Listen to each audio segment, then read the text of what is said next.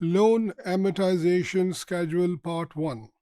We have discussed in the last module related to the calculation of the amount of installment to make a loan amortization schedule. And we discussed that we apply the annuity formula, the present value formula of an annuity, in order to get the amount of installment. We'll see that a loan amortization schedule, if it is prepared considering the amount of installment to be paid at the end of every year, then the ordinary annuity formula is applied and accordingly the amount of installment is calculated. But later we'll also see that if in a case where the installment is to be paid at the beginning, यानी ऐसा भी होता है कि बहुत से cases में हमें लोन की रीपेमेंट हर साल के शुरू में करना होती है. अगर ऐसी सूरत हाल हो जाए तो हमने ये पढ़ा था कि ऐसी एन्युटी जिसके अंदर पेमेंट्स या रिसीड साल के शुरू में होती हैं, that is called an annuity due. So we will also learn later that how to make a loan amortization schedule using the present value formula of annuity due. But now let's have a look that how do we make a loan amortization schedule with an ordinary annuity formula.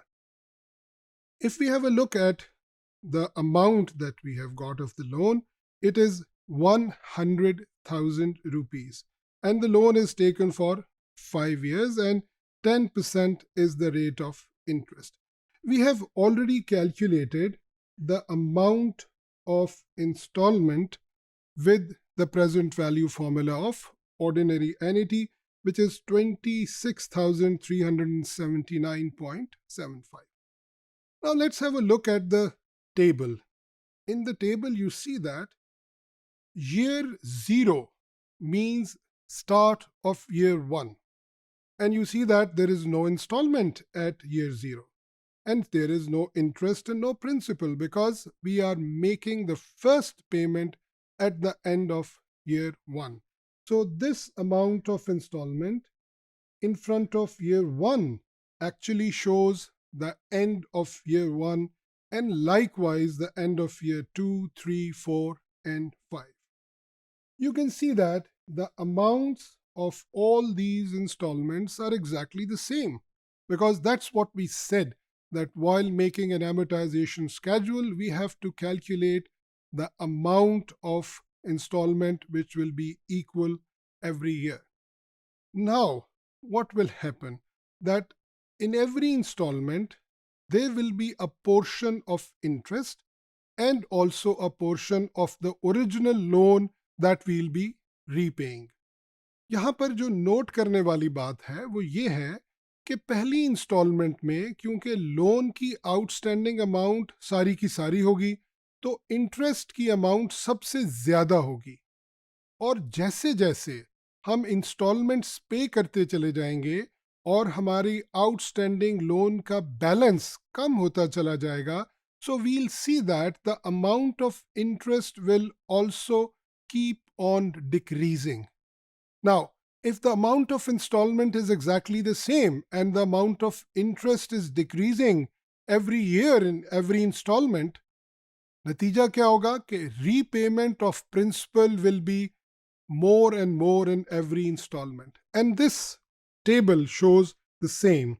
If you look at this, the first installment has amount of interest equal to 10,000 and the remaining 16,000 is the repayment of the principal amount of loan.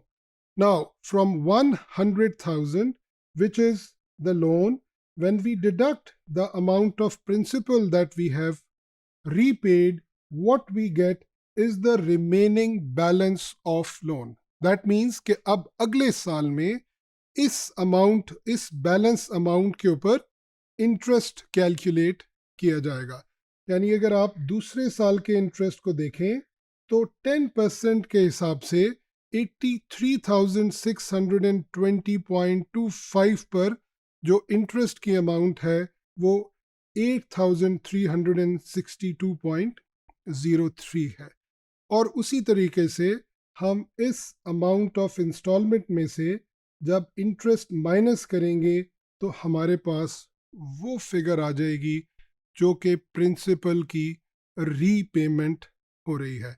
और इस principal की repayment की वजह से दूसरे साल के आखिर में हमारे पास जो लोन आउटस्टैंडिंग आएगा उसकी फिगर आ जाएगी। इसी तरह we'll keep on moving every year and we will calculate the amount of interest, the amount of principal repaid, and the amount of balance.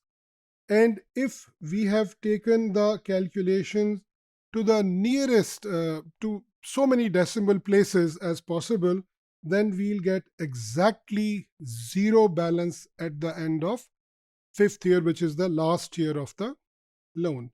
Now, if somebody wants to know that how much is the amount of interest that has been paid on this loan till the end of third year, so what we'll do is we'll add up this column for the first 3 years, और इन तीनों का जो sum है that will be the principal that we have repaid, and the sum of this column, these three amounts will be the sum of the total interest that we have repaid in the 3 years. यानी ये जो interest की amount है, this will go to the profit and loss account, and this amount will actually reduce the liability. So in this way, this loan amortization schedule does not only tell us about that how much amount of loan is remaining or it is still payable and how much interest we have paid out of it, but this is very helpful. Without this schedule, we cannot make our financial statements correctly. We need to know these values, and this is a handy way of putting things together for financial purposes as well as for accounting purposes. So this example actually has explained the calculations of loan amortization with a deferred annuity.